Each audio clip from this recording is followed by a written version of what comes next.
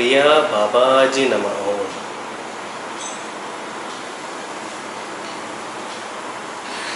Welcome, Namaste. I am happy to introduce you to Babaji's Kriya Hatha Yoga. In Babaji's Kriya Yoga, we address all the 5 different koshas of our existence. These 5 koshas are Annamaya Kosha, Pranamaya Kosha, Manomaya Kosha, Vijnanamaya Kosha and Anandamaya Kosha. So of these, the Annamaya Kosha is our physical body, and we have a set of 18 asanas that are designed to address the physical body, and also with the practice of these asanas they also work on the nadis. There are 72,000 nadis in our body. These nadis are on our vital plane. They are not the nerves, they are energy channels through which the life energy, the prana passes through our body. So these physical asanas, the Kriya Hatha Yoga asanas that we are going to learn, they are going to work on the flexibility of our body to help us sit for longer duration in meditation and other deeper sadhanas, and also help in opening up the nadi channels, especially the 3 main nadis, Ida, Pingala and Sushumna. So there are some basic guidelines on how we should practice asana. The asanas themselves are not really something like a copyright for Kriya Yoga. These similar asanas we find in many other traditions as well. The only difference would be the focus and approach on how we are doing the asana. In Kriya Hatha Yoga, the posture or the perfection of the asana is not emphasized, because we want every person, irrespective of their age and their physical limitations, to be able to do these asanas and gain benefits. And hence we always recommend that each individual who is practicing the asana work only with their limitations and not try to achieve a perfection in pose. And when we work with our own limitations, there are 2 things. One, we are completely aware of our limitation and we can slowly push through and overcome our physical limitations. Number 2, when we are working within our limitations, we are not pushing so aggressively, and then the injuries are avoided. So it serves 2 purposes. The other difference is that when we are practicing Kriya Hatha Yoga in Babaji's tradition, the focus is more internal. So we do not do it as a gymnastic exercise or a physical aerobic exercise or even some stretching exercise. The focus is completely internalized, and when we practice these asanas, we are in complete awareness of every single sensation in our body and every single movement that we are doing. When we say Kriya, the word Kriya itself means action with awareness. Kri is the root word for action, and when we say Ya, it is doing it with awareness. So whatever we do, we are doing it with complete awareness rather than doing it mechanically or automatically, right? So that's one of the major differences. The other one is I said the focus is internal, and it helps that whenever we do some asana, at every point the asana will be helping one or the other chakras in our subtle system. So these asanas not only work on the nadis, they also work on the chakras in the subtle system or our vital body. Some guidelines again. One, as I said, we are not striving for perfection of the posture, so we have to work with our limitations, and hence we should not be doing any posture in pain. When it is paining, we have to come back to the previous step. As we show in the demonstration, you can see that each and every asana is done in steps. So that is designed in that way so that every person, irrespective of their flexibility level, can perform this asana step by step. And if the final posture is too difficult for someone, they can stay in the previous posture and still derive benefit out of the asana. So it is still better than not doing the asana itself.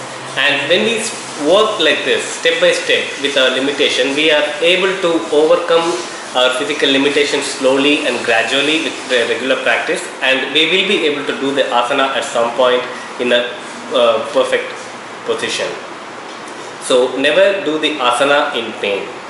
And in Babaji's Kriya Hatha Yoga, we do not recommend forced kumbhaka. Kumbhakam means withholding of the breath, right? So in Kriya Yoga or in any form of yoga, the aim for the yogi is to attain a level of awareness called samadhi. It's called Nirvikalpa Samadhi, which is complete cognitive absorption, where the person is completely aware, but then there's no breath and there's no thought. The awareness but exists. So to achieve that state, we call it Kumbhaka, but then we don't want to force the Kumbhaka. We want the Kumbhaka to occur naturally. So when we practice asanas and when we do our meditations, after we achieve a certain level of masterfulness in our meditation, what will happen is we will naturally experience periods of meditation where we are completely breathless and thoughtless. And this will happen naturally without us forcing or withholding the breath. So that is what we aim for. So even while doing the asana, if we are aware that we are holding the breath, it means that we are trying too hard. So we always make sure that we are always breathing normally. And when the posture is a little difficult, we can inhale and exhale deeply, and which will help in our posture. So these are certain guidelines. So number 1, we are not trying for perfection. Number 2, do not do anything in pain. Number 3, do not withhold breath at any point of time. Thank you.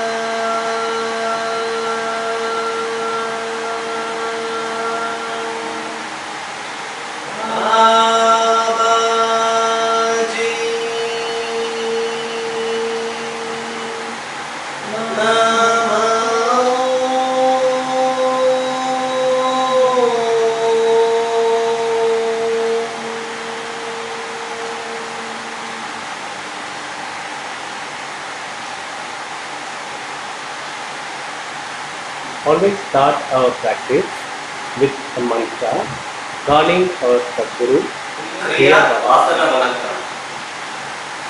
The first pose that we are going to learn is Kriya Asana mantra. So we go down on our knees, bring the head down and take our hands in front, and then slightly roll forward to bring the top of the head touching the floor and the legs are lifted up. The focus is on the top of the head, and we will chant the Guru mantra, Om Kriya Baba Jinavam, while having an awareness and focus at the top of the head.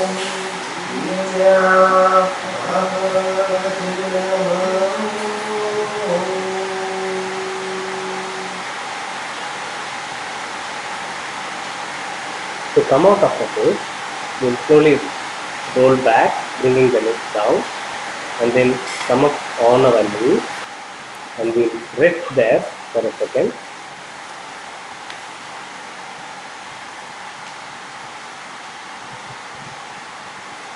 And then slowly we will come back to standing position.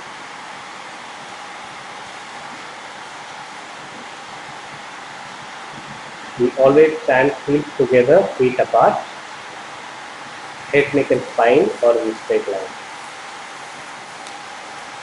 Chest is open, the shoulders are back and down. The next asana is Kriya Sun Salutation pose, Surya Namaskaram. First, we start with the Sahasra Chakra. We raise our hands above the head and we chant the mantra, with focus being on the top of the head. Then we bring the hands to the third eye and we chant the mantra. Then we bring the hands to the throat center, Vishuddhi Chakra, and we chant the mantra.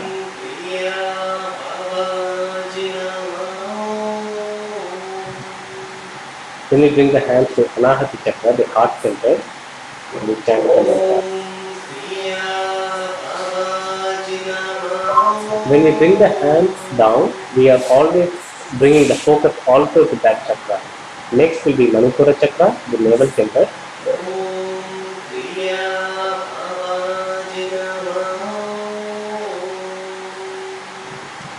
And then we'll go down on our knees and we'll do the sun salutation pose. And before that, we'll raise the hands to the top of our head.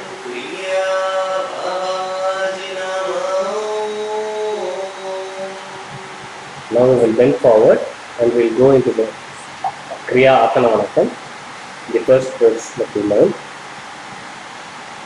and we'll chant the mantra.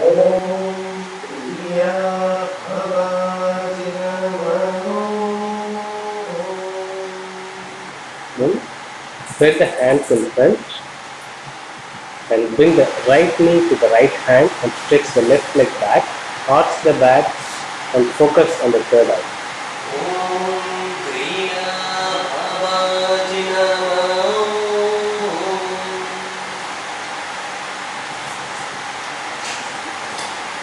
Then bring the leg back and go into the downward dog position. The focus is on Manipura Chakra.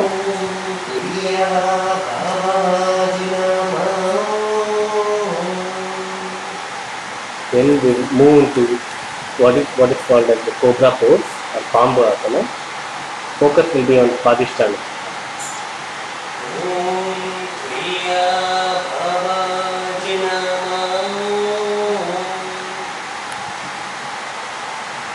Then we will go into 8-point stance where we are resting on knee, foot, two hands and chin. Focus will be on Manipura Chakra. This is the center point of Surya Namaskar. From here we will go back into this. So once again we will go into Cobra pose.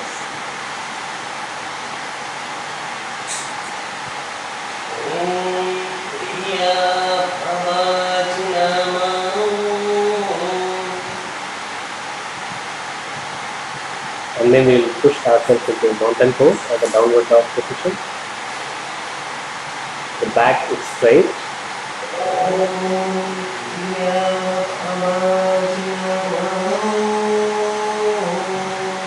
Then we will bring the left knee to the left hand and stretch the right leg back and arch backward. Focus is in between the eyebrows.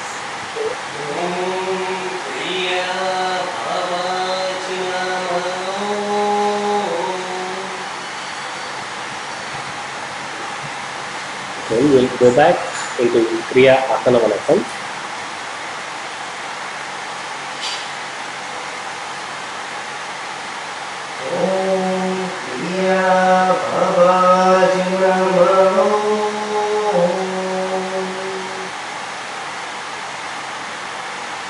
As we come back on our knees, we again draw the energy from Mooladhara and Swadhisthana and raise it to the top of our head.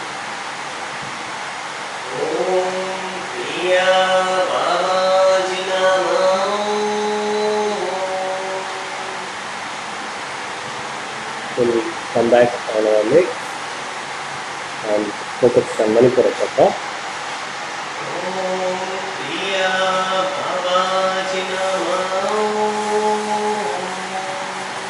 Then Anahata Chakra at the heart center.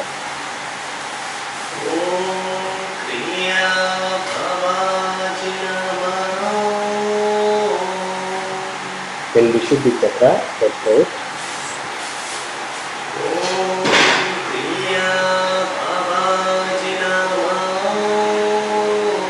Then the third eye, in between the eyebrows.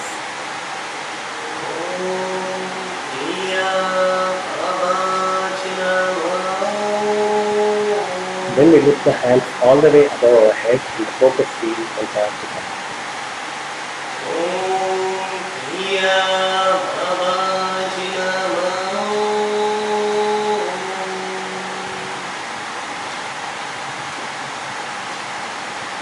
You could see how the Surya Namaskara is slightly different from what is being practiced in the other tradition. There's no right way or wrong way to do that. Only our approach is slightly different, being the focus being turned inside, focus being on each chakra of each stage of the asana.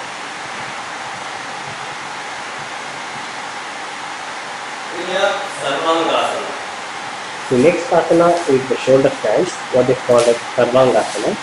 From here on, all the asanas will be performing in pairs. So the Sarvangasana is a forward bend this asana, and then the counter pose will be the next asana, which is Meenasana. So first we lift our legs are parallel and thighs are perpendicular to the floor, and we wiggle our toes.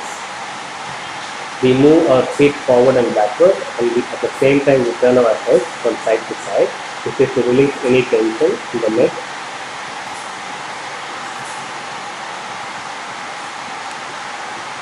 And then we will slowly start rotating our ankles in one direction.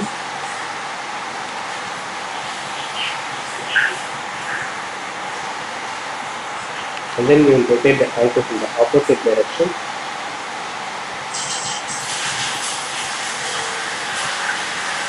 This warm-up is very essential as it removes so much of the stored stress energy in various joints in our body.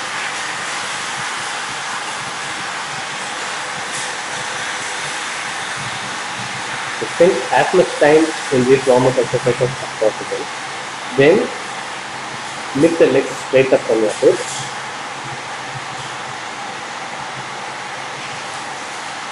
And pushing with your hands, bring the knees, lift the hips up and bring the knees closer to your forehead. The chin is tucked into the chest. And pushing the head backwards and the legs straight forward, simultaneously lift yourself up. The chin is tucked into the chest. Try to hold the body as perpendicular as possible. There's a slight tightness in the abdomen to maintain the position and to support the asana. Otherwise, the other part of body weight can be supported with the hands. The focus is on throat center. To come back, bring the knees once again to the forehead, and then supporting the weight with the hands, slowly roll vertebra by vertebra. Come as slowly as possible. And once the legs are straight, turn the head from side to side.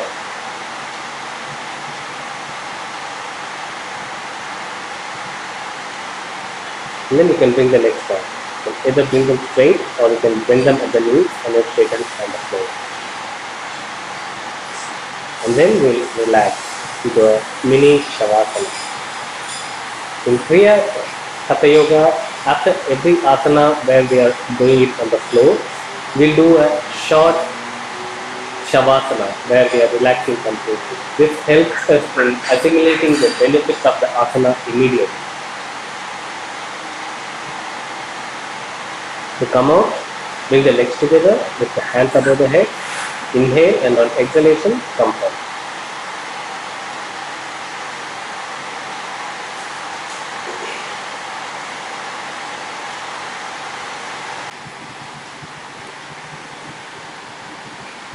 Next, we will learn Madhyasana or Meenasana.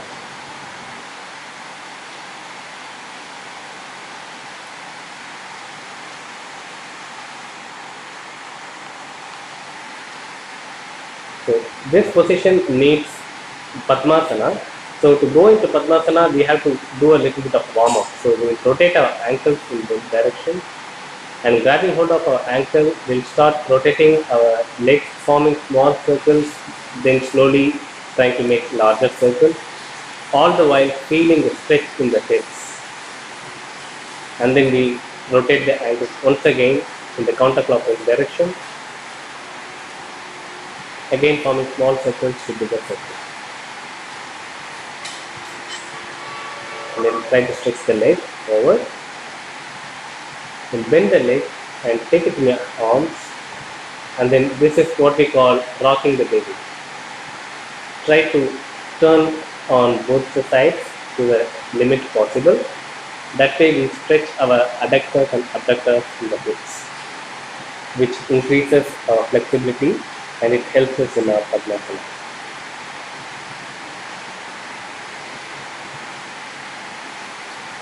Do it consciously. Every movement that we do it consciously with awareness. We are aware of the tension, we are aware of the lack of flexibility, and we are working through that. Breathe in, lift the knee up, and breathe out, push it down.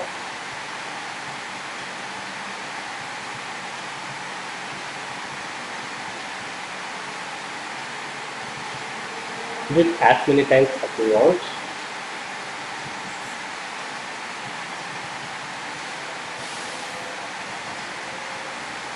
Then slowly massage the knees and the ankles. Then we'll do the same thing on the other leg as well. Rotate the ankles in one direction. Then we'll rotate the ankles in the opposite direction.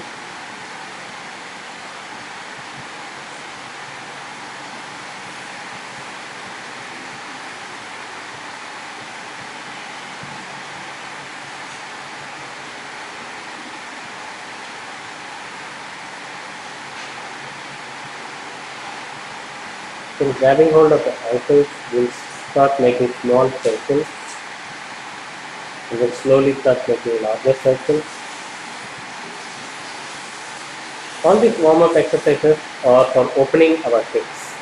There's a lot of tightness around our hips, and we really need to open our hip joints so that we are able to perform a lot of asanas comfortably, and it also helps us to stay in sitting posture for longer duration without any discomfort. So this really helps us in doing long hours of tapas or dhyana or meditation. So this prepares our body. Once again, we are doing rocking the baby with the left leg. Turn to both sides as much as possible, as much as we comfortably can, and work with the limit, work with the pressure.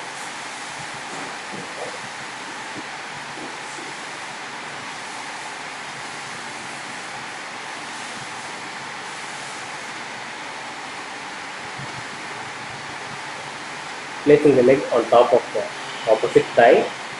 Once again, inhale, we will lift the knees up, and exhale, we will push it down to the floor. Inhale, lift the knees up, and exhale, push it to the floor.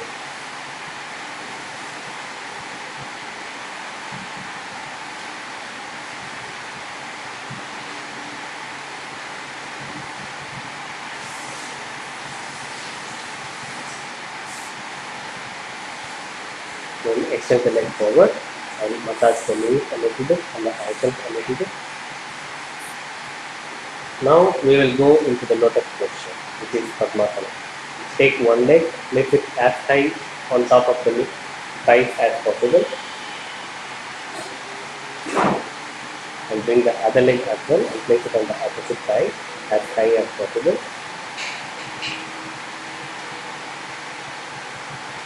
So grabbing hold of the ankle, inhale, and on exhalation bend forward. Bend from the hips, try to have the back as straight as possible. With every inhalation we extend and lengthen our spine, and with exhalation we bend forward. We try to go as low as possible. And we try to touch the floor with our forehead, and we stay in that position for some time.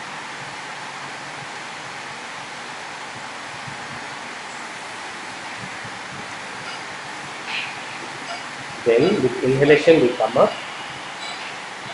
and once again grabbing hold of the ankle, tucking the chin to the chest, we roll backwards and we lie down. And slowly we bring our knees to the floor. We'll do little micro movements to extend our stretch on the hips, so that it's not a sudden movement to place the legs on the floor, thereby not injuring ourselves.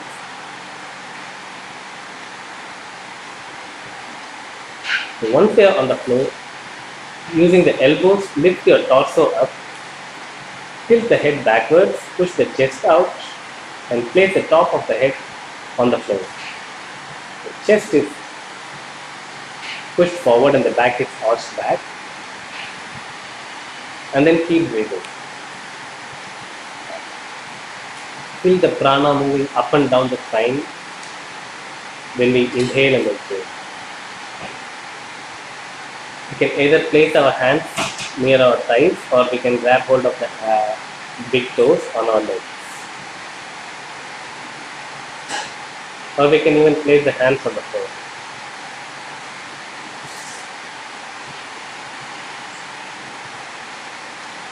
Come out of the pose, push with the elbow, do not drag the head, lift the head and slowly place it back. And then bring the legs closer, grabbing hold of the ankle, the big toe. Now we are moving to the dynamic phase where we are going to rock forward and backward. Exhale, come up, inhale, go back. Exhale, come front, inhale, go back. Make sure that your chin is always tucked into your chest so that we don't injure our head when we are rolling forward and backward.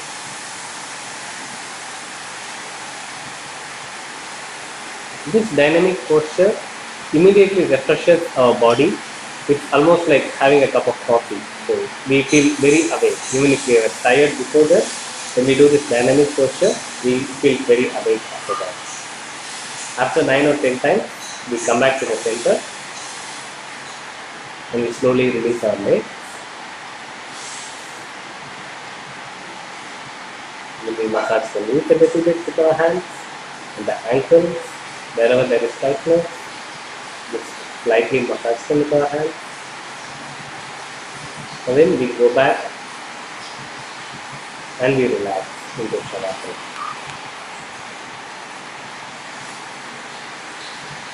We move the head from side to side to release any tension in the neck.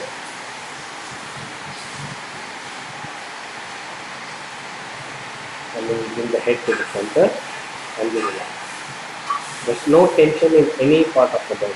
The entire body is at rest. The mind is completely awake, but there are no thoughts. Detached from any thoughts.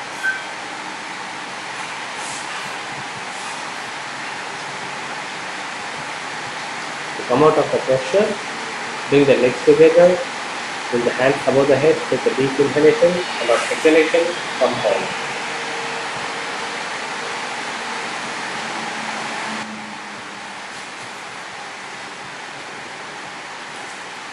The next posture is called Nindra Kokku Asana, standing crane pose.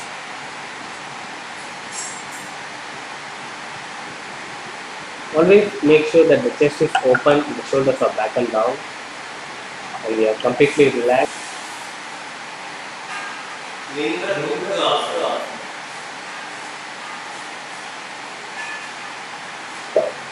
Hip width apart. And lift the hands above the head parallelly and take a deep inhalation and on exhalation bend forward from the hips. Don't curve the back, just bend straight from the hips. So at halfway stage it should be like the letter L inverted. And then after another inhalation, while exhaling we go down once again. And in this position, we will do small Kriya micro movements, extending the stretch on our back and hips, and we will try to touch the floor with our hand. We can interlock the fingers and then try to touch the floor with the palms. Once we are able to touch the floor, we can either grab our ankles or grab our great toes or put our palms beneath our feet and extend the stretch a little more. The knees are not locked, but they are not bent either. Moving into the next stage, we will bend our knees, bring the chest closer to the thighs and head is in between the knees, and we will straighten the hips once again. This is the complete Nindra Kokku Asana, and we will stay in this pose for as long as possible, as long as we comfortably can. We keep breathing, we don't forget to breathe.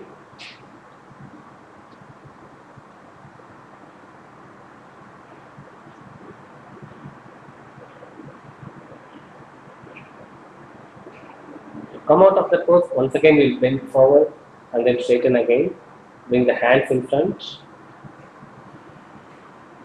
and slowly relax, and with one inhalation come up in one single motion. This is a forward bending asana. To end it, bring the hips together, feet apart, and bring the hands down.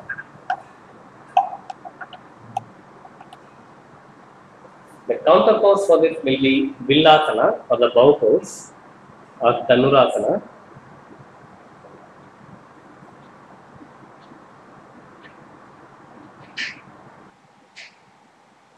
Villasana.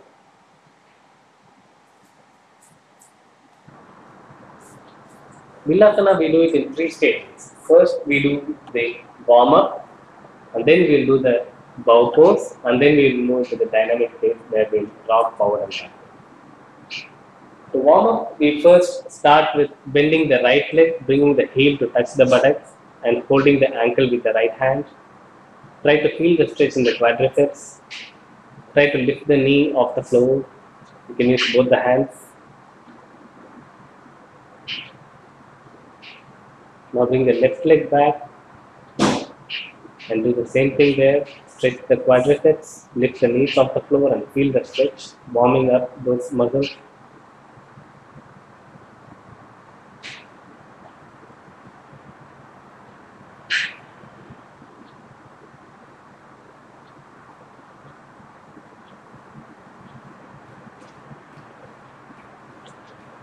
Now bring both the legs and hit the buttock muscle with the heel of both the legs. Do it as forcefully as you can. This helps stimulate the Muladhara chakra, and it also warms up the body to go into deeper Villasana. Do it at least 30 times.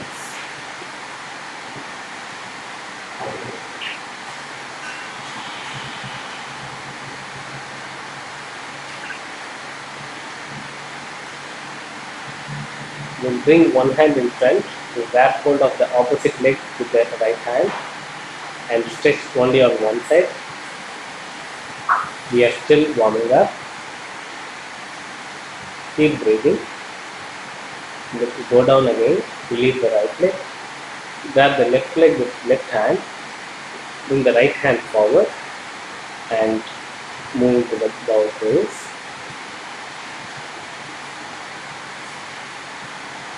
And we are still breathing. We are still warming up. And release the leg.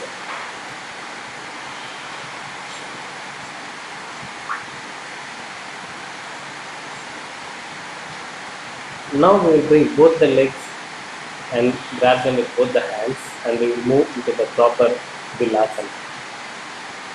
We will stretch like a bow and lift the chest up, and we will lift the knees above the floor, and we will feel the stretch. The knees are parallel to the hips, they are not split wide apart. We will keep breathing. We use breath to support our posture, and then we move to the dynamic pose. Inhale, move up, exhale, go forward. We will rock backward and forward. Inhale, we go backwards, and exhale, we go forward. Throughout this phase, the asana is maintained, and then we move from side to side. And even while moving from side to side, we are trying to hold the stretch.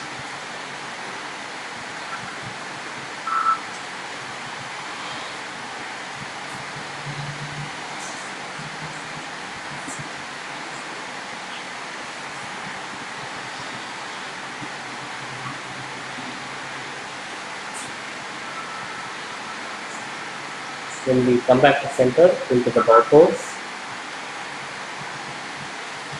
Stay there for a while, and then slowly we release our head. And to rest, we turn our head to one side and we relax.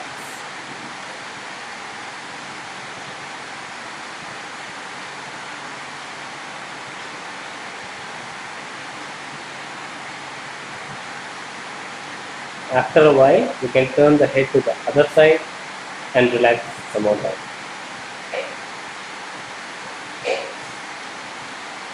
To assimilate the benefits of an asana, it is recommended that we stay in the asana for at least 2 minutes. And after every asana, when we are relaxing in this mini shavasana, we spend as much time as we spent in the asana. So we don't have to neglect this relaxing part and the resting part in between the different asanas.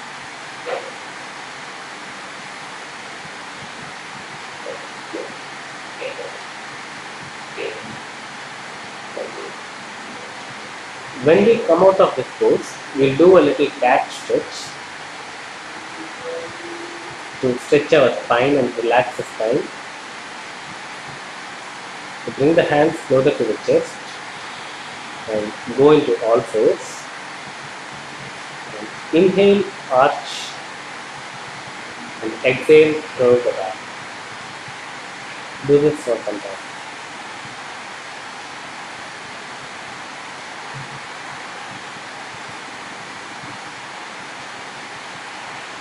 Arch as much as possible and curve as much as possible, elongating the spine with the breath.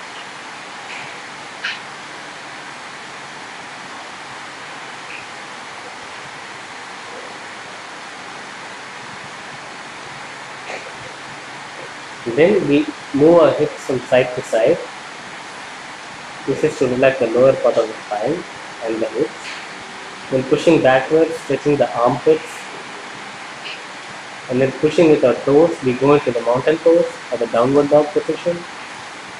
And then bring the right leg to the right hand and left leg to the left hand and come up to standing position. Feet are together, feet apart. Hands are in front of the chest in Vanakam mudra.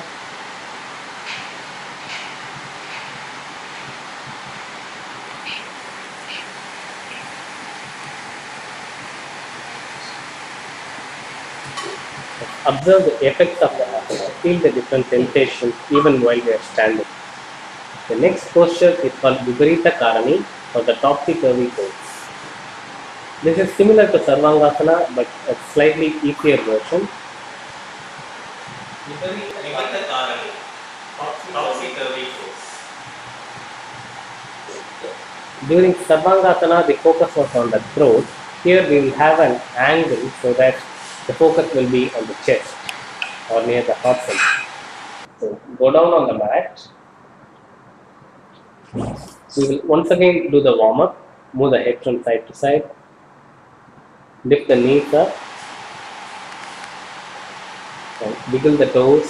Stretch them apart.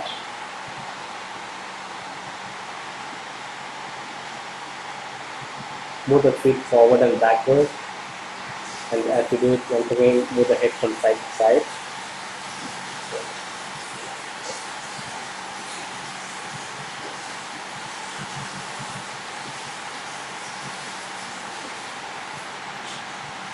And bring the head back to the center.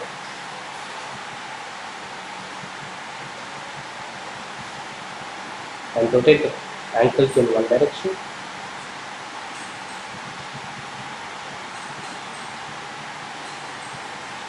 And rotate them in the opposite direction.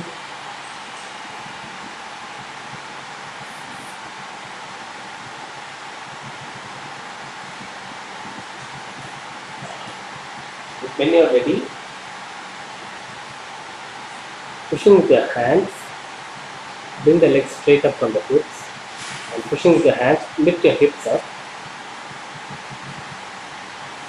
and support with the hand. You can see that the torso is not perpendicular to the floor, it's at an angle.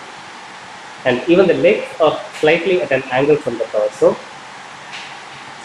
You could probably try bringing the legs a little straighter if you want, that's another variation.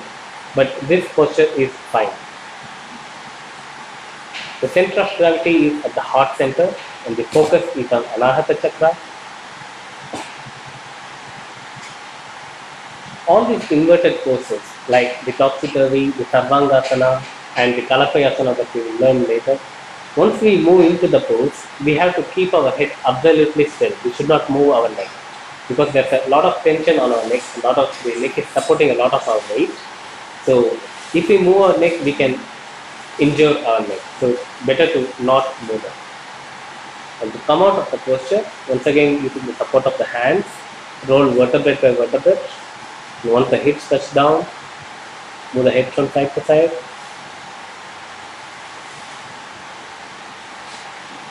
And slowly bring the legs down.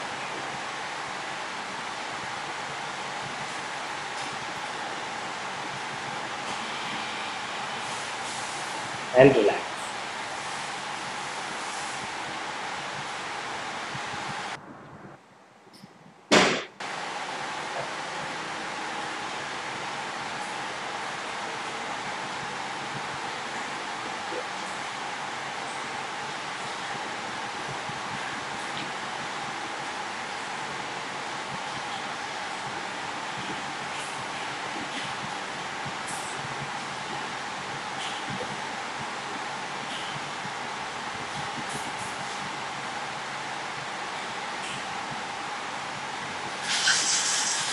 Come out of the pose, bring the legs together with the hands above the head.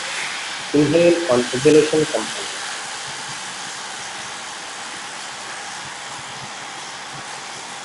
The counter pose will be half fish pose or Padimeenasana.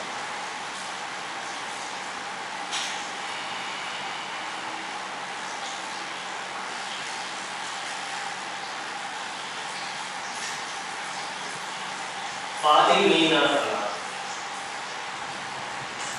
So, lie down back on the mat.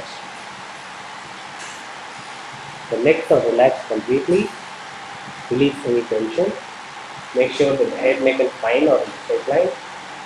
Move the head from side to side to release any tension. Lifting with your elbow, lift your torso up and bring the top of the head to the floor. The chest is up, the torso is arched back. The body weight is supported by the hips and by the top of the head. There is no tension below the hips. The legs are relaxed. Hands can be either on the floor or they can rest on the top of thighs.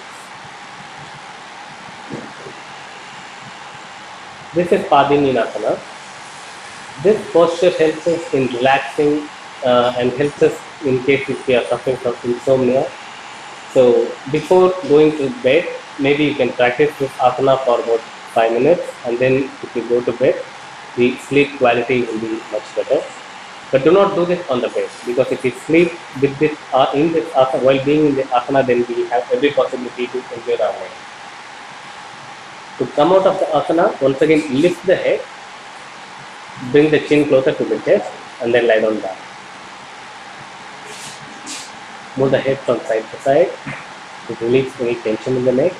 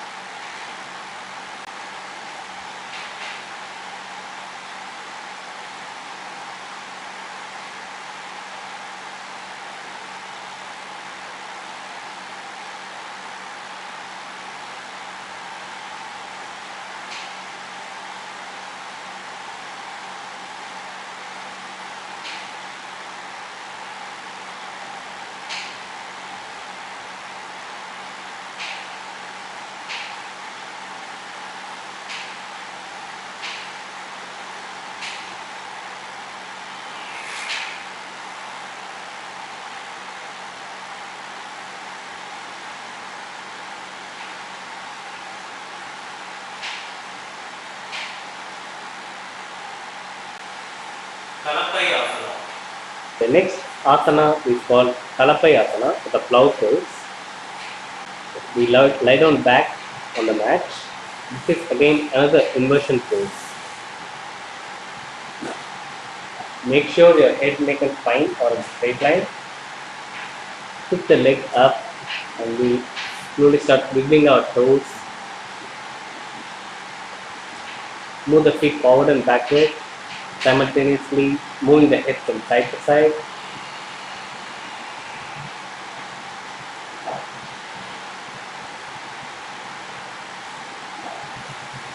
Bring the head to the center and rotate the ankles in one direction.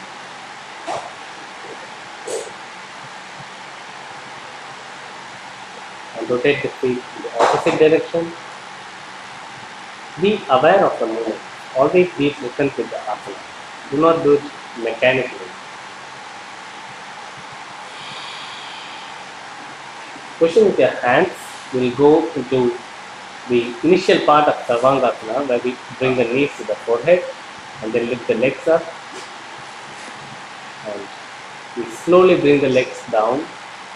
The chin is tucked into the chest. And however flexible you are, do not bring the legs directly to the floor. Always do some slow bouncing micro movements, fully being aware and stretching into the joints.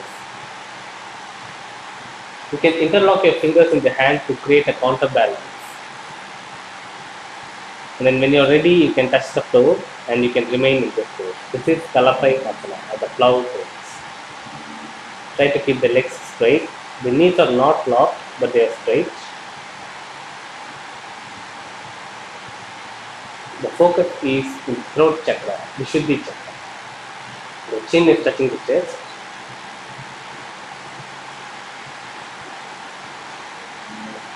You can also bend the knees and bring them closer to the temples of your head.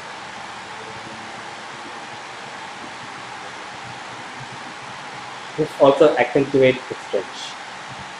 And then to come out of the pose, lift the legs and supporting with the hands, we roll vertebrae by vertebrae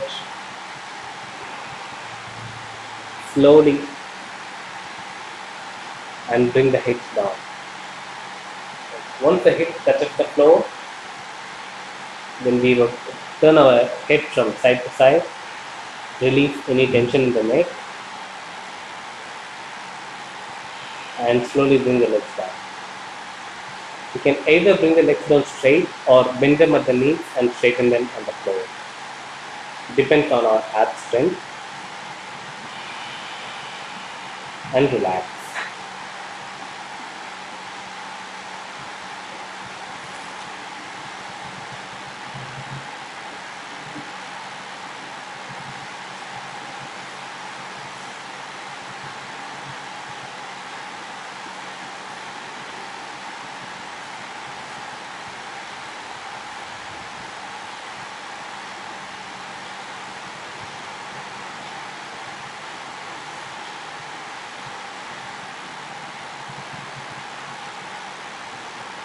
Come out of the posture, bring the legs together, lift the hands above the head, take a deep inhalation, and on exhalation, come forward.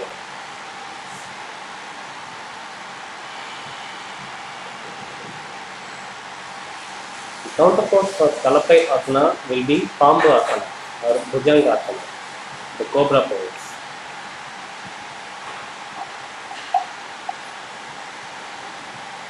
Go into the Cobra pose. We have to lie down on our chest, face front. Pambu Asana.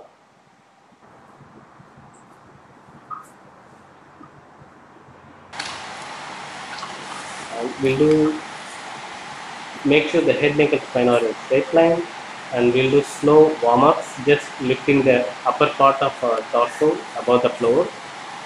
Inhale, lift up, exhale, go down to the floor. Inhale, lift up, and exhale, go down to the floor. Inhale, lift up, exhale, go down.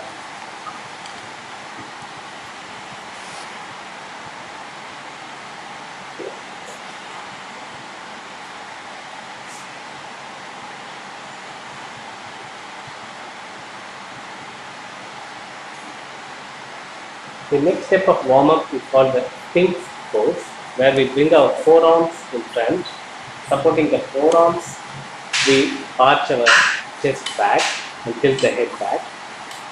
For people who are not able to go into the perfect Pambu Asana, they can do the Sphinx pose. To go into Pambu Asana, bring the hands to the sides of the chest. And pushing with the hands, inhale and lift the torso up. The hands are not straight, the elbows are not locked in. There is a slight bend in the elbows. At the same time, make sure that the elbows are not bent outside the body, they are closer to the body. Try to stretch as much as possible in the backwards direction. Focus is on Agnya Chakra. Then slowly turn side to side, and turning to the right side, look at the left leg, and turning to the left side, look at the right leg. This works on the Ida and Pingala nadis.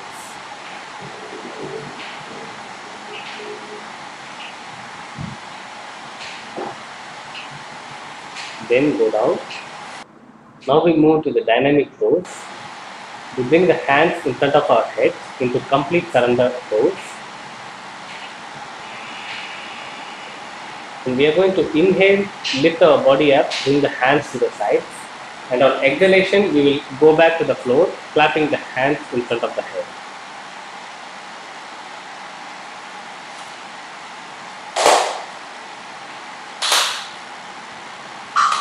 This is the dynamic pose in the Cobra Asana or Bamboo Asana.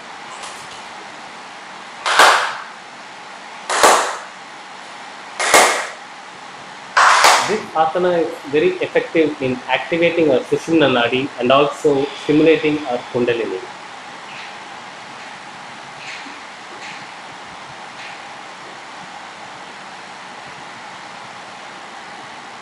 Once you are done, bring the hands to the sides,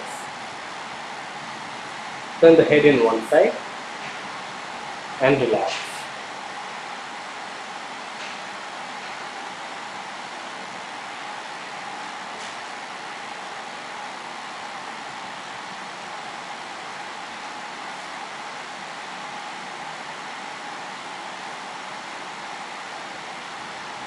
You can also turn the head to the other side and relax for some more time.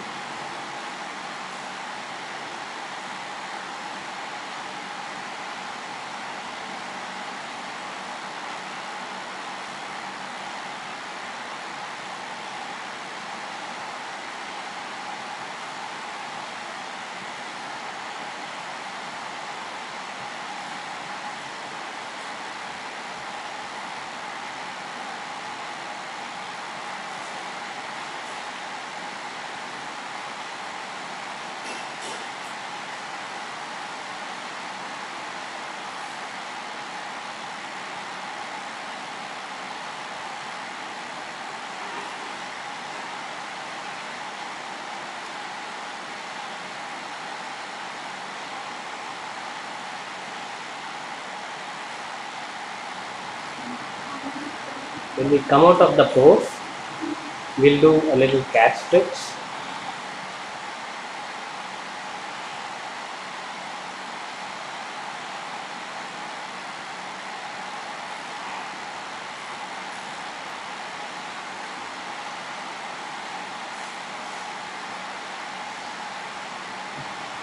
As we learned it earlier,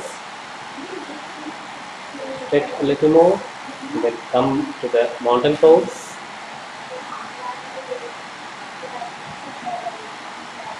Bring the right leg to the right hand, left leg to the left hand, and come up.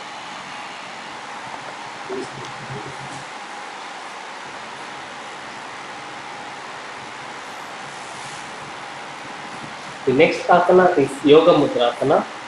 This is another asana where we need to go into Lotus pose.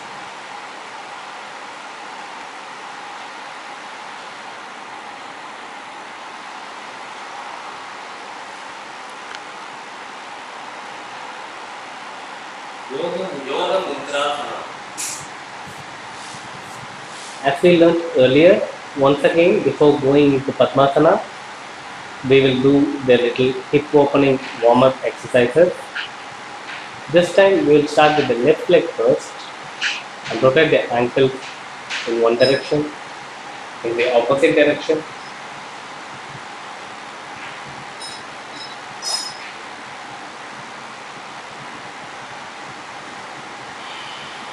Then we start making little circles, feeling the stretch in our hips. From smaller circles, we slowly start making larger circles. And then we do the same thing in counterclockwise direction.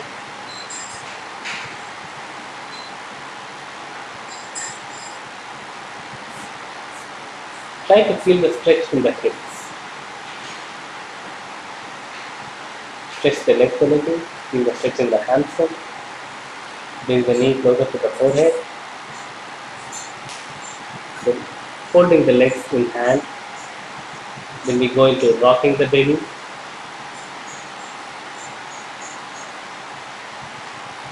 Turn as much as possible on either side.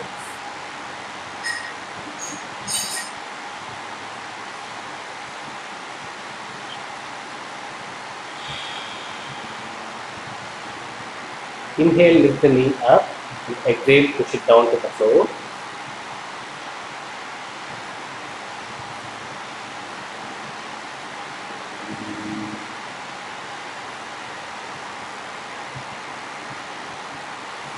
Then release the leg and slowly massage the knees and the ankles. Now take the other leg and start rotating the ankle in one direction.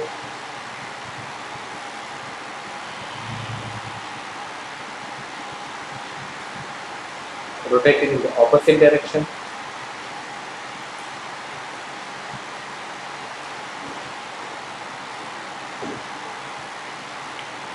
Grabbing hold of the ankles with both the hands, start making circles, move from smaller circle to larger circle in clockwise direction.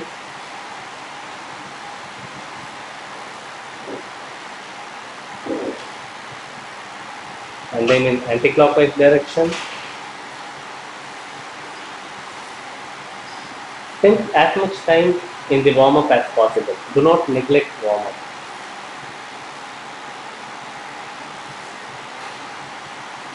With supporting with the elbows, twist the body with the leg, stretching the hips, the adductor and abductors.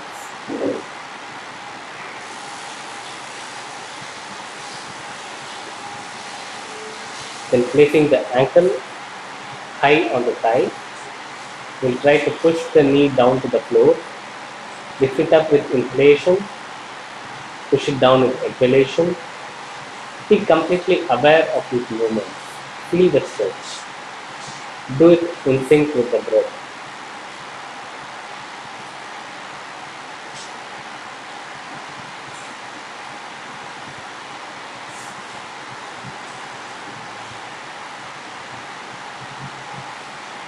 Release the leg, massage the knee a little bit, the ankles a little bit.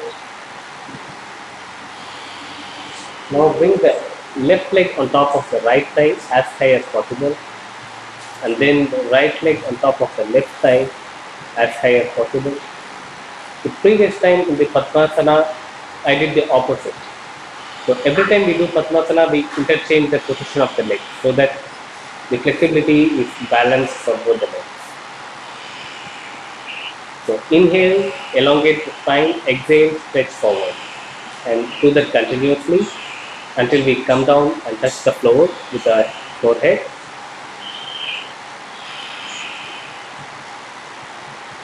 And we'll stay here for some time.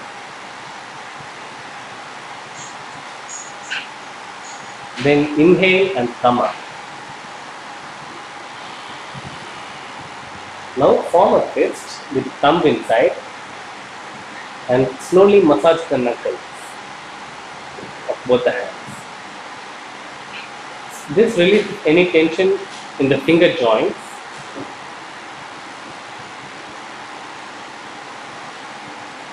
And now we are going to place that below our navel and we are going to do the same massage. And then we are going to bend forward as we did before. Inhale, stretch the spine, exhale, bend forward. When we have the hands below our navel and when we bend forward like this, we massage our digestive organs.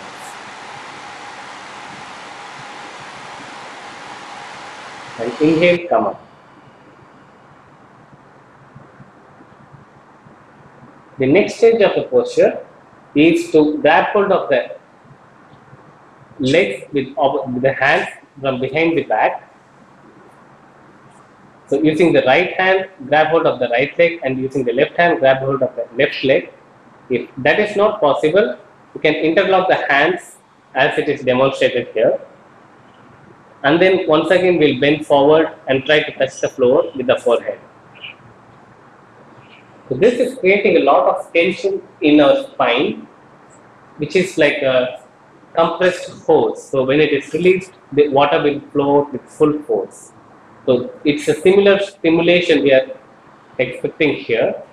So we are bending our spine and tightening it as much as possible so that when we release, the flow of prana through the spine is forceful and spine gets cleared up. The nadis, the energy channels are open. Release the legs, slowly massage the knees and the ankles.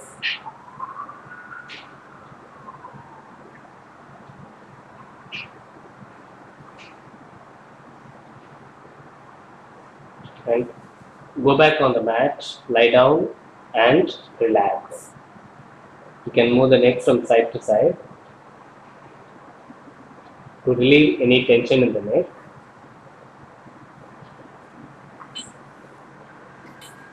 Bring the head to the center and relax.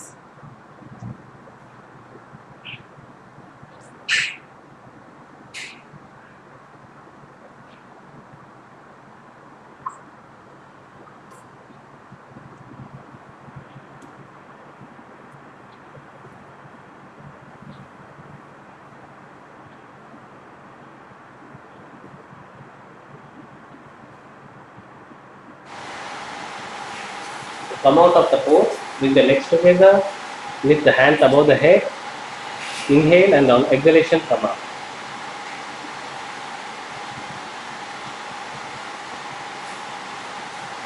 The counter pose for Yoga Mudrasana is Padi Chakrasana. As a half wheel pose. So this pose, we'll lie down on our back. We'll bring our head, neck and spine in a straight line. We'll bring the heels closer to our buttocks. And first we will warm up with the bridge pose. So inhale, lift the hips up. Exhale, go down. Inhale, lift the hips up. Exhale, go down. Inhale, lift the hips up. Exhale, go down. People who are not able to go beyond the bridge pose can stay in the bridge pose for as long as possible, and they can still derive the benefit of Padi Chakrasana.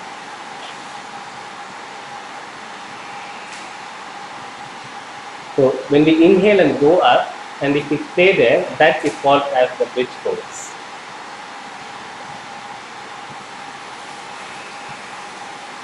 So after warming up, we will inhale, go up, and we'll stay there in the bridge pose before moving into Padi Chakrasana.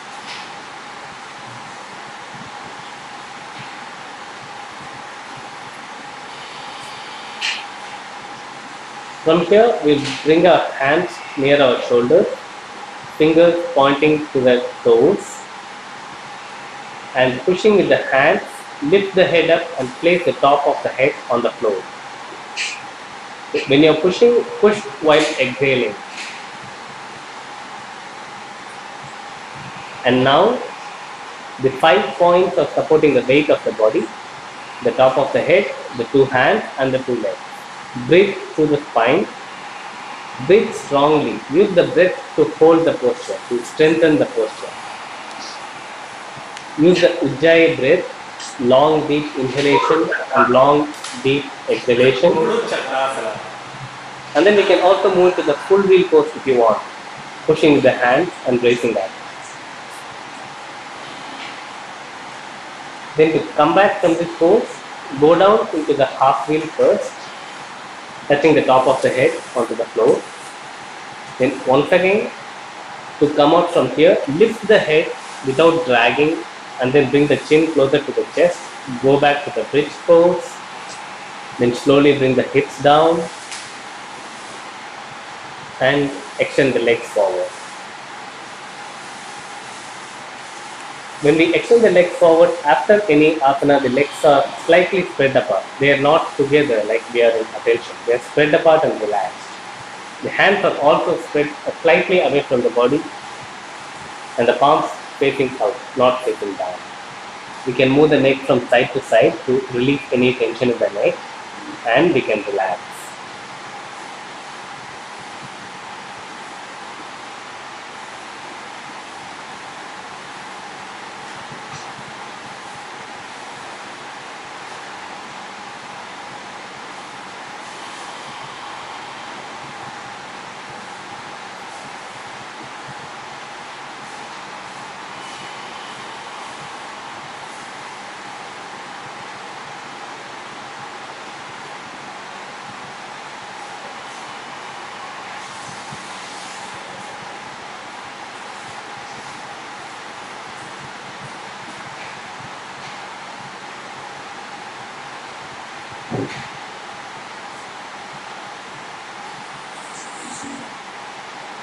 Come out, we once again bring the legs together, lift the hands above the head, take a deep inhalation, and on exhalation, we come up. The next posture that we will do will be Amartha Kokku Asana, sitting crane pose.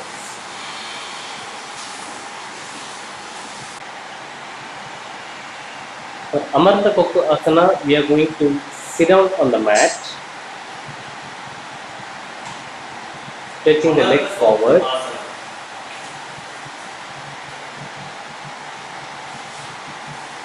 We can use cushions to give a raise to our buttocks. We are able to bend a little forward. I'll show both the variations with and without the cushion. Bring the hands above the head, parallel, and bend forward from the hips. Inhale, stretch, exhale, bend forward. Inhale, stretch, exhale, bend forward. When the hands are parallel to the legs, we try to make small micro Kriya movements, trying to make more stretch at the lower back. We can then grab hold of our ankles and we can stretch even more. We always keep breathing. Use the breath to elongate the stretch.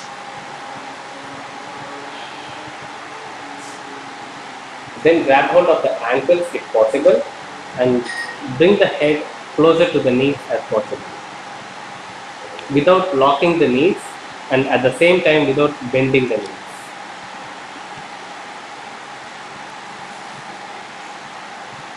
This asana is very powerful as a hip opener. Hip is the area where a lot of our suppressed emotions are stored.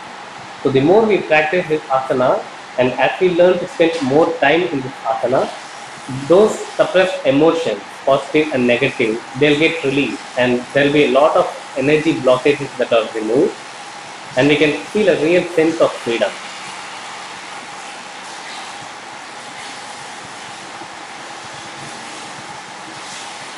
Come out of the pose, inhale and come up. And slowly crossing the arms, we can lie down backwards and relax in mini shavasana.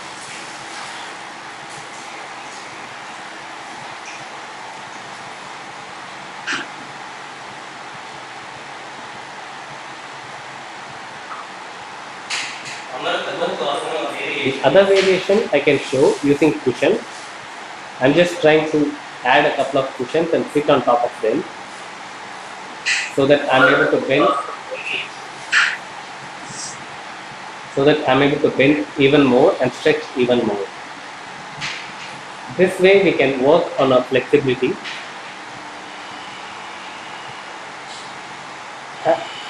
Having cushions help us to stretch further than we normally can.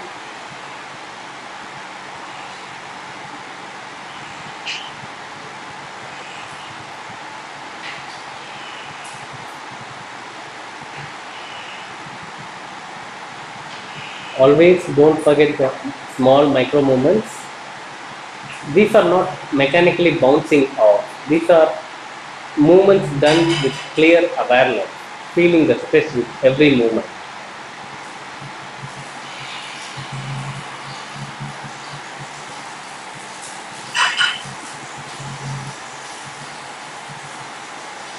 Once again, to come out, inhale and come up, and crossing the hands to the chest, you can go back.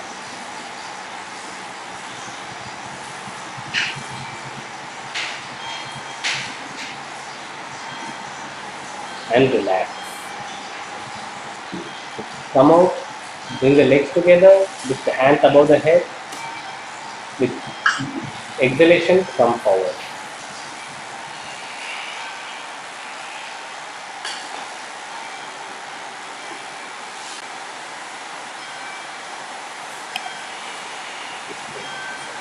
The counter pose for Amartha Kokku Asana is the Vittil Asana or the Grasshopper pose. So lie down forward on the mat, chest down.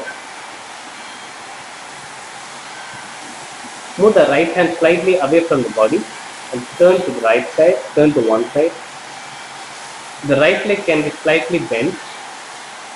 The head is resting on the floor, and leading with the heel, lift the left leg up and bring it down. Inhale, lift it up, and exhale, bring it down. Inhale, lift it up, exhale, bring it down. Make sure that we are leading with the heel and not from the toes.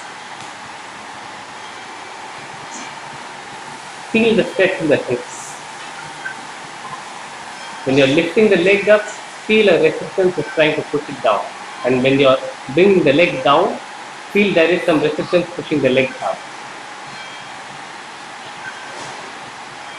Do it around 9 times.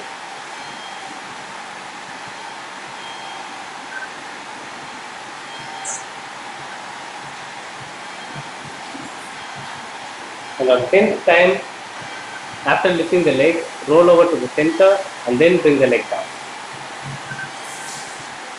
Now take the left hand a little away and turn to the left side. The left leg is slightly bent. Now we do the same thing with the right leg. Inhale, lift the leg up, and exhale, bring it down.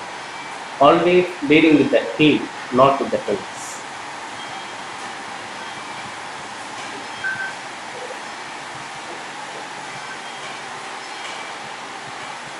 On the physical level, this movement works in opening up the hips, stretching the adductors and abductors. And also, when you do this, it's more like a hand pump action. So it stimulates the kundalini, which is present at the Muladhara.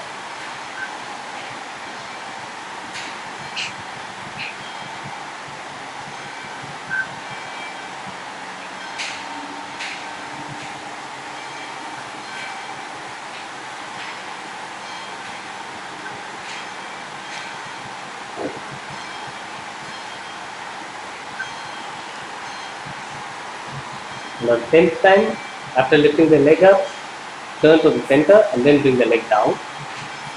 Now we will lift both the legs up. The forehead is resting on the floor. This is almost like a surrender pose. The forehead is touching the floor and the weight is on Ajna Chakra.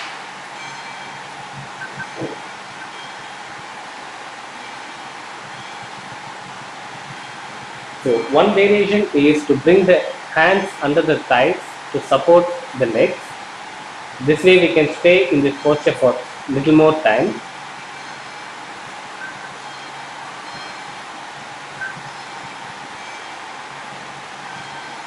Once again, this posture stimulates Muladhara and helps activate and open the Sushumna Nadi.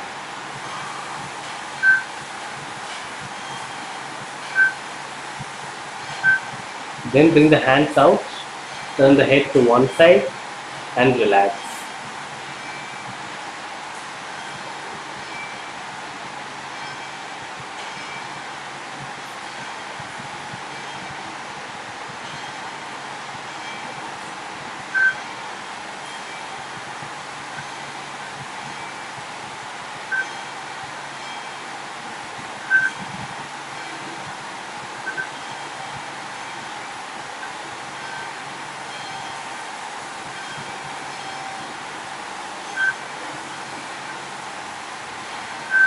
The body is resting, the mind is not wavering. Turn the head to the other side and relax for some more time.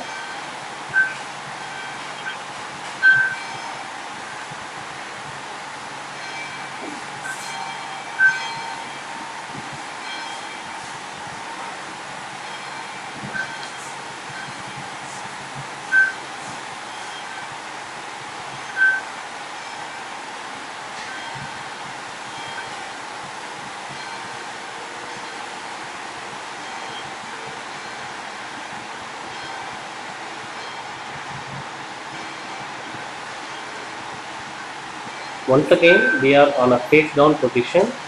So when we come out of the pose, we can do some cat stretch to relax any tension in our spine and also to create space Inhale, arch, and exhale, curve the back.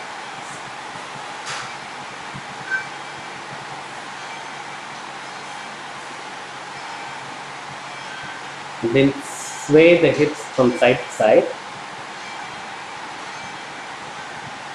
pushing with the toes, extend the armpits, go up into the downward dog position or the mountain pose. Bring the right leg to the right hand, left leg to the left hand, and come up to the standing position.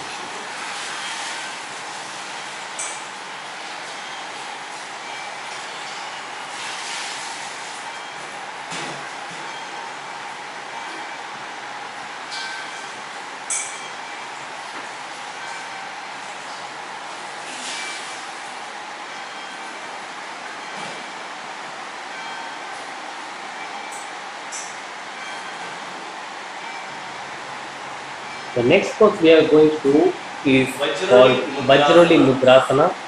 This asana is really efficient and effective in strengthening the Muladhara and Swadhisthana chakras, the lower chakras. So bend the knees, grab hold of them from under the knees, lock the hands, and slightly roll back and balance on the sacral region. You can either extend the legs straight up, or you can just allow them to relax, stay in front of them. Make sure that the spine is straight.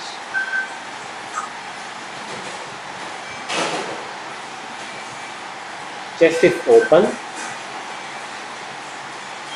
And keep breathing. Always be aware.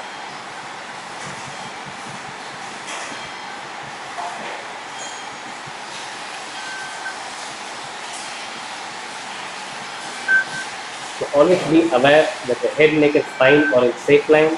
The spine is straight. You are balancing on our sacral region. Then we move to the dynamic pose. Do that, bring the chin closer to the chest, curve the back, and then inhale, roll backwards, and exhale, roll forward. When rolling backwards, we are almost doing a Talapai Asana, and while rolling forward, we are doing a sitting crane pose.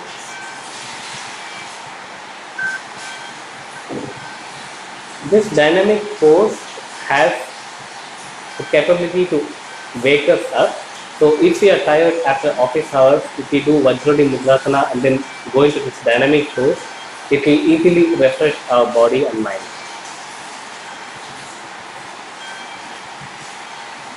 So after 9 or 10 times walking forward and backward, come back to the center into Vajroli Mudrasana. And then release the legs, cross the arms, lie down backwards and relax. You can move the neck from side to side.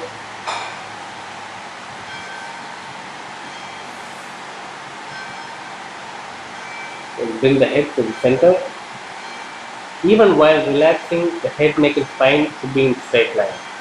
Alignment is very important when you are doing Hatha Yoga. Other than that, the body is completely relaxed. Mind is also relaxed, but it's not wavering. Mind is not tired and we are not going to sleep. We are fully awake, at the same time fully relaxed. Come out, bring the legs together, raise the hands above the head, inhale, and on exhalation, come forward.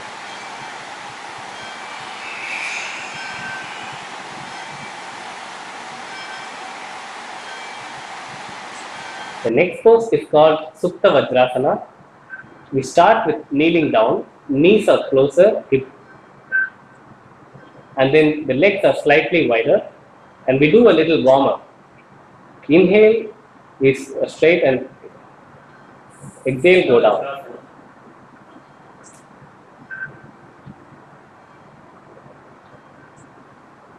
We try to bring our buttocks to touch the floor. We'll use your hands to support by holding the ankle or the heel. We keep doing this until we are able to come down and sit in between our legs. You can use a small bed sheet or a cushion below your knees to support. And then we do small micro movements, bouncing movements, so that we are able to accentuate the stretch and we can completely sit on the floor. If this is too difficult, we can also bring in a cushion and place it in between our legs and we can sit on that.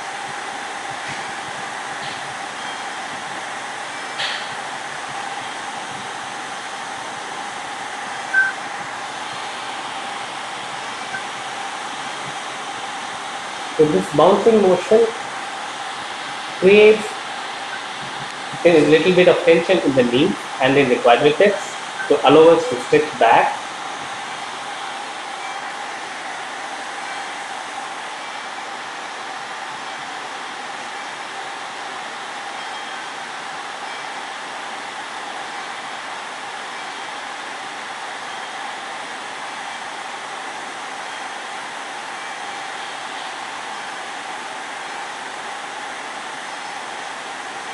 With the support of our elbows, we go into what looks like fish pose and then we lie down, bringing the chin closer to the chest. Ideally, the entire torso should be touching the floor, lying flat. Then we cross our arms behind our shoulders and gently tap the opposite shoulder. So the right hand taps the left shoulder and the left hand taps the right shoulder. This is the complete Supta Vajrasana. If it's difficult to go down to this position, we can just sit in Vajrasana and then do the tapping in this position, crossing the arms and tapping the shoulders.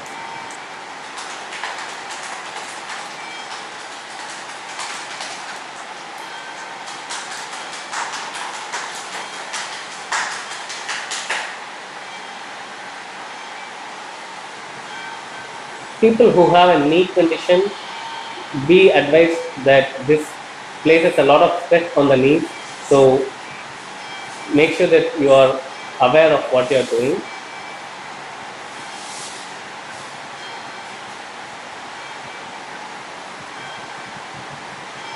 If it's painful, do not do that.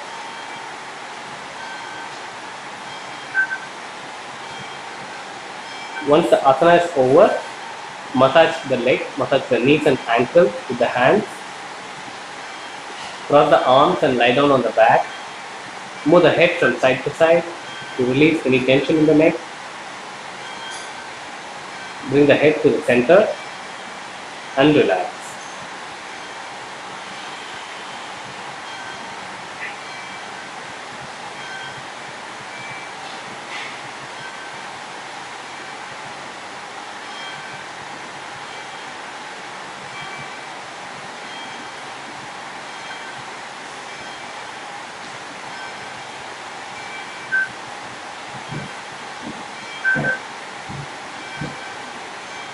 Supta Vajrasana is a counter pose to Vajruli Mudrasana. You come out of the pose, bring the legs together, raise the hands above the head, inhale and on exhalation, come forward. As we discussed earlier, all the asanas are done in pairs. So, Surya Namaskara is a completely balanced asana in that it doesn't need a counter pose. And similarly, we are going to learn another asana, which is called Trikonasana, which is again a complete pose in itself. It doesn't need a separate counter pose. So it has all the forward and backward bending within the asana.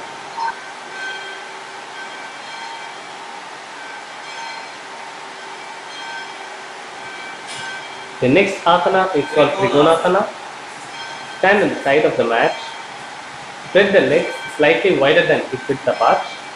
The feet are parallel to each other. Extend the hands to the sides and form Eka Mudra by locking the thumb inside. Turn the head to the right side and bring the left index finger to the left big toe. The head is looking at the right index finger.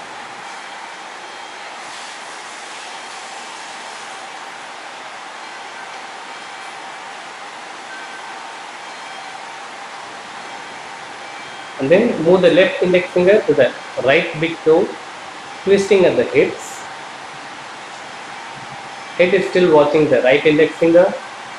If there is too much strain on the neck, you can turn your head down.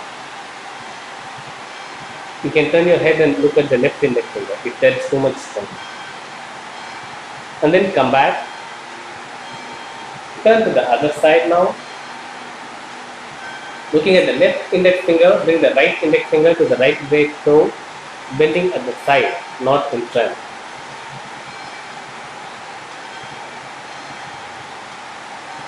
Then, twisting the spine, go to the left great toe.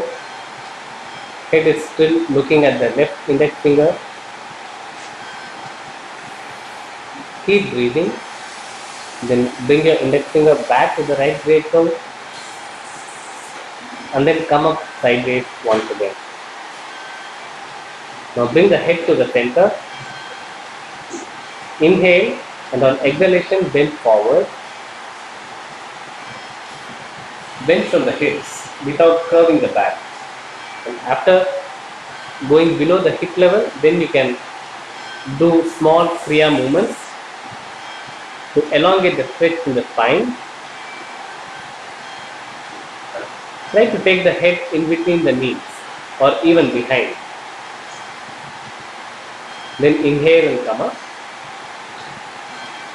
Then we bend backwards. Inhale and go back. Chest is open. Breathe normally. Head is tilted back. Back is arched.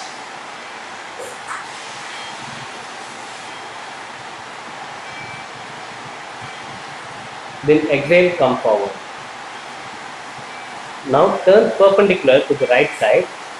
The feet are not moving. Lifting the femur up, bend from the hips, and on exhalation go forward. Try to bring the forehead closer to the knee. Do small micro Kriya movements. Then inhale, come up. Turn to the center. Bend backwards. Keep breathing.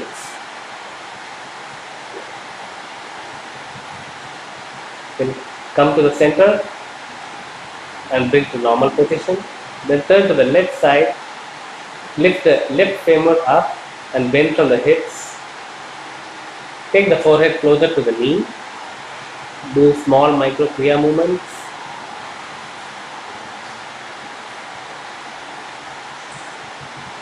Then inhale, come up, and then exhale, and once again with inhalation bend backwards, arching back. Keep breathing. Then inhale, and on exhalation come to the center and turn forward. Come out of the pose, bend your right leg and bring it to the left feet. Heels are together, feet apart. Hands come in front of the chest in Vanakkam Mudra. This is Trikonasana, the 17th asana that we learn.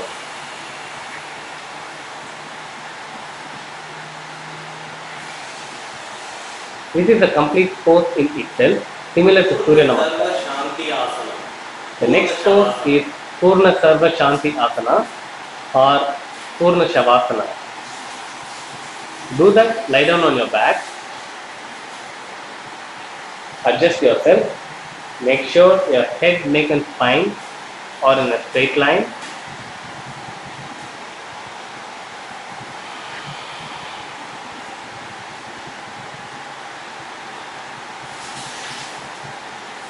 Make any small adjustments needed so that there is complete alignment. Now start moving the head from side to side, being fully aware. Release any tension in the neck.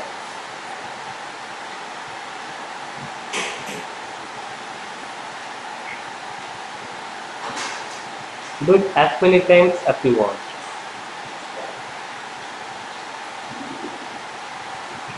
Bring the neck to the center. Now bring your entire awareness to your right hand. Form a fist with the thumb inside and tighten it. Tighten it even more. Squeeze the thumb. Tighten it even more and release suddenly. Then lift the forearm from the elbow and allow it to drop. Then lift the entire arm from the shoulder and allow it to drop. Now feel the difference between the right hand and the left hand. Now bring the entire awareness to your left hand fist and form a very tight fist. Tighten it even more. Tighten it even more and release instantly.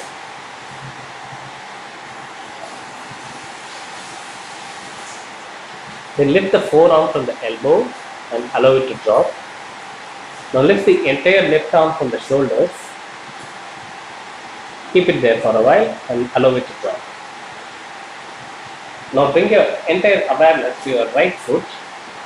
Wiggle the toes. Move them forward and backward. Stretch them and move the feet forward and backward. You can also rotate the ankles if you want.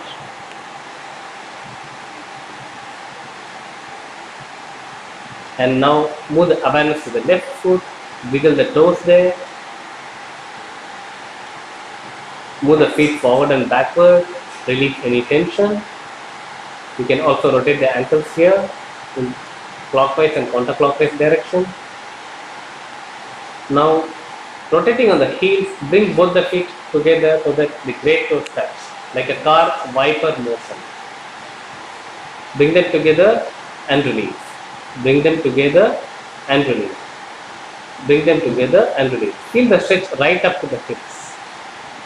Release any tension in any part of the leg. Now lift your right leg just a little bit above the floor. And keep it there. Feel how heavy it is. Feel the complete weight and allow it to drop. Now bring your awareness to left foot, lift it above the floor, feel its heaviness and allow it to drop. Now the body is completely relaxed. There's no tension in any part of the body. And the mind is also relaxed. And later we can chant the Shanti mantra mentally. Here I am chanting it out loud, but then when we are practicing at home, it's better to chant it internally, mentally. The body is completely relaxed, the mind is also relaxed, but we are not losing our awareness. We are still completely awake. We are completely aware, but we are not disturbed by any disturbances. We are totally relaxed. This is Purna Sharva Shanti Asana or Purna Shavasana.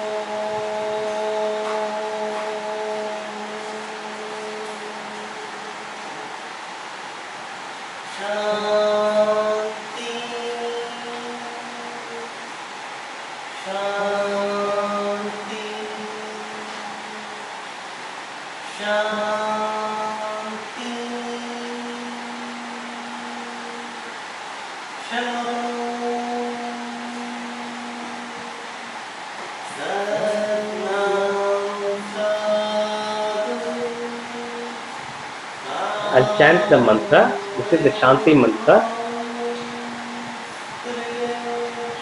This mantra consists of all the words for peace taken from different spiritual traditions.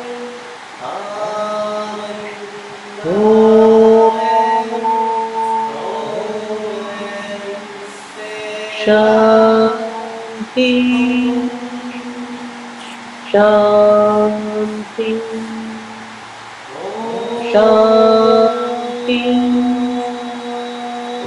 Shalom, Satnam Sadhu, Tao and Spirit, Swami Kami, Amin, Amen, Om and Selah,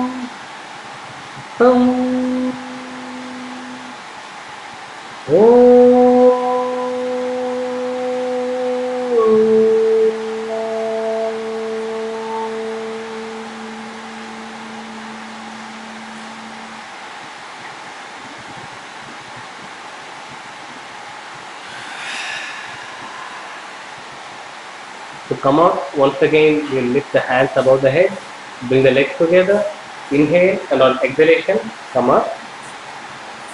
Come to the standing position, heels together, feet apart, hand in front of the chest in Vanakkam mudra. And that concludes our Kriya Hatha Yoga Asana session. We can chant Om Kriya Babaji Namo Om once to end the session.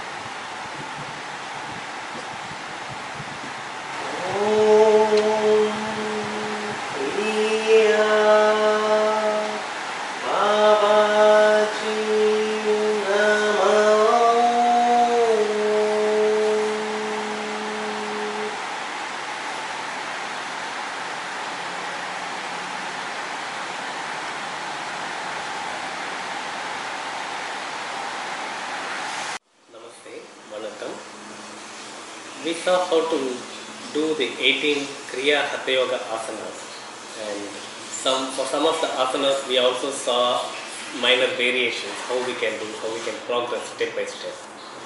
Now, should we do these asanas, all the 18 asanas on a daily basis? If possible, yes, that will be ideal situation, but all of us have our own families and our jobs, so the time that we get to spare for our spiritual sadhana is not so much. So I would say it's better to practice at least one asana than not practicing anything at all. At the same time, I'll give you some good recommendations on how to practice this asana. Like we discussed, most of the Kriya asanas are done in pairs. Like there is one pose of backward bending and then there will be a counter pose for forward bending, or vice versa, right? So other than Surya Namaskara and the Trikonasana, the triangle pose, and maybe we can leave out the Shavasana, Purna Shavasana and the Kriya Asana. The rest 14 asanas always come in pairs. So if say you got only 10 minutes to practice asana, maybe you can take one pair and just practice them both. That should be enough. And say if you got only half an hour, probably you can practice two pairs, that is 4 asanas together, right? So at least practice 20 minutes per day, or 20 minutes per day for the asanas, and do as many as possible. You don't have to do it very fast. If in 20 minutes you are able to do only one asana, that is still very good. At the maximum you can do probably 2 asanas, because doing more than that will become very fast, like a military exercise. We don't want that. We want to enjoy our asanas and we want to do it with complete awareness, so that at the end of the asana we should feel refreshed. We shouldn't feel tired like how we do some exercises. So the ideal of the asanas is to reach a state of meditation even while doing the asana. So that should be the other attitude and approach that we should take when doing the asana.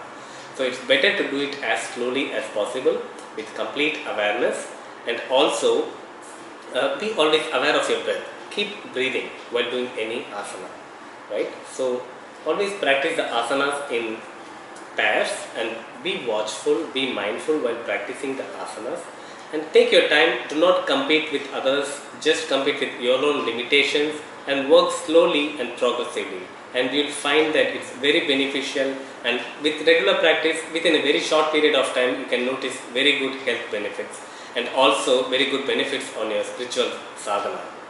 Thank you.